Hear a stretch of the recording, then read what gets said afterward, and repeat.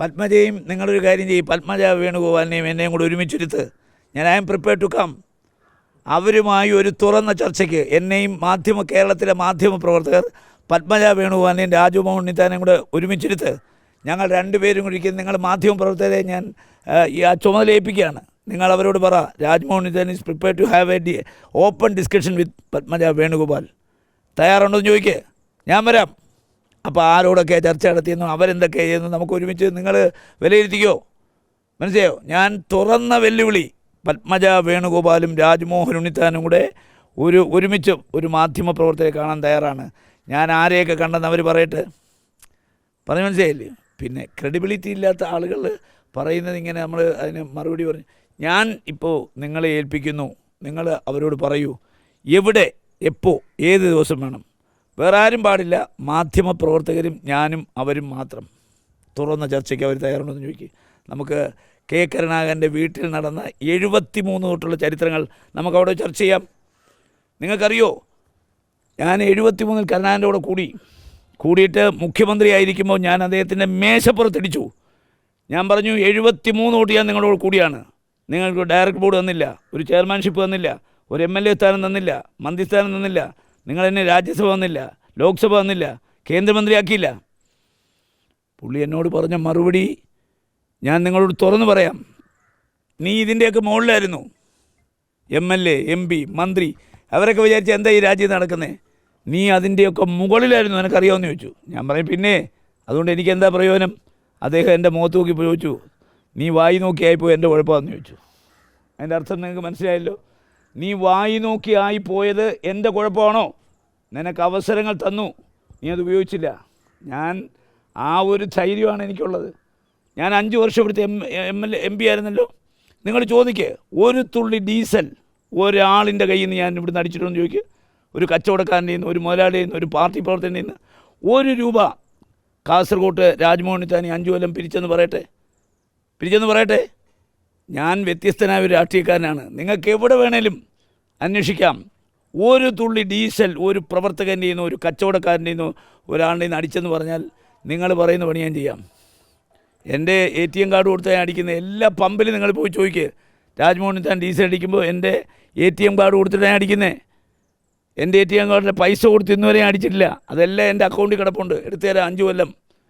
പിന്നെ ഇവിടെ രാഷ്ട്രീയ നേതാക്കന്മാരെ MP എല്ലാ തരത്തിലും പിരിക്കാറുണ്ട്. ഇവിടുത്തെ DCC തന്നെ പറഞ്ഞു MP യെ കൊണ്ട് പിരിക്കാൻ പോകാൻ പറ്റത്തില്ല, MP എന്നാൽ കാശ് കിട്ടത്തില്ല. കാര്യം MP പിരിവിൻ്റെ ആളല്ല. മനസ്സിലായോ? ഈ ഇലക്ഷന് നിങ്ങൾ അന്വേഷിച്ചോ? കോടികൾ പിരിച്ചല്ലോ. നമുക്ക് ആരെങ്കിലും അറിഞ്ഞ് എൻ്റെ ഇലക്ഷൻ കമ്മിറ്റിക്ക് വല്ലതും കൊടുത്തിട്ടുണ്ട്. മനസ്സിലായോ?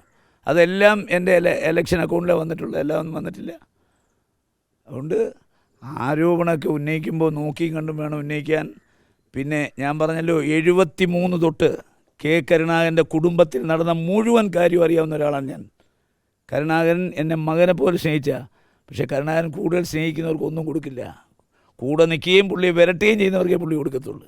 അവസാനം വരെ കൂടെ നിൽക്കുമെന്ന് ഒരുത്തന്നെ ബോധ്യമായാൽ അവനെ പാതാളത്തിലേക്ക് പുള്ളി ചവിട്ടി താഴ്ത്തും. എന്നാൽ കൂടെ നിൽക്കുകയും അവസരം കിട്ടിയ പണിയൊന്നും കാണുന്നവനെ പണിയാതിരിക്കാൻ വേണ്ടി എന്ത് കൊടുക്കും? ഞാൻ പറഞ്ഞിട്ടില്ലല്ലോ.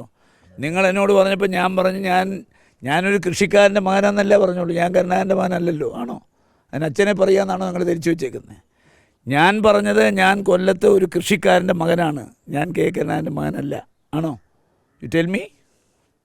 I am telling the truth. ഞാനൊരു കൊല്ലത്തൊരു കാർഷിക കുടുംബത്തിൽ ജനിച്ച ആളാണ്. അതേ ഞാൻ പറഞ്ഞുള്ളൂ. അല്ല അവിടെ കെ കരുണാകരൻ്റെ മകനല്ലെന്ന് ഞാൻ പറഞ്ഞുള്ളൂ. കെ കരുണാകരൻ എത്ര കൊല്ലം പിന്നെ രാഷ്ട്രീയത്തിൻ്റെ സൗഭാഗ്യങ്ങൾ ആസ്വദിക്കുകയും അനുഭവിക്കുകയും ചെയ്ത ഒരാളാണ്. അങ്ങനെ ഒരാളുടെ മക്കൾ പട്ടികപ്പെട്ടതല്ല ഞാൻ. അല്ല നിങ്ങൾ മീഡിയ കൊണ്ട് അതിട്ട് കളിക്കരുത്.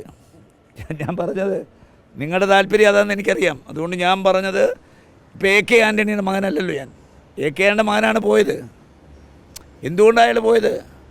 AK ആൻ്റണി എത്ര പ്രാവശ്യം മുഖ്യമന്ത്രിയായി, എത്ര പ്രാവശ്യം പ്രതിപക്ഷ നേതാവായി, എത്ര പ്രാവശ്യം ഈ സൗഭാഗ്യങ്ങൾ മൊത്തം അനുഭവിച്ച ആൾ ഇപ്പോൾ ആ സൗഭാഗ്യം കിട്ടാതെ വന്നപ്പോൾ പുതിയ മേച്ചിൽപ്പുറം തേടിപ്പോയി.